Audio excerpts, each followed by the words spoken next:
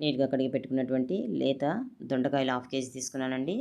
ఒక దొండకాయను ఇలా 8 పీసెస్ పొడవుగా కట్ చేసి వేసుకున్నానండి.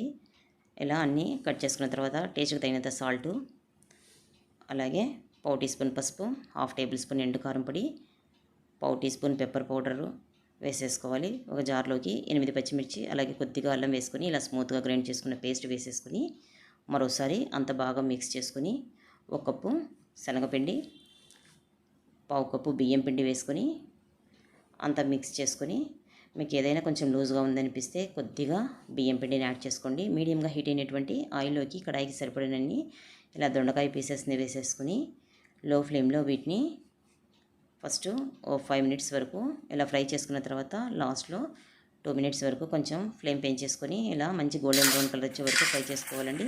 క్రిస్పీగా ఉండేటువంటి దొండకాయ 65 రెడీ అండి. Please like, share and subscribe.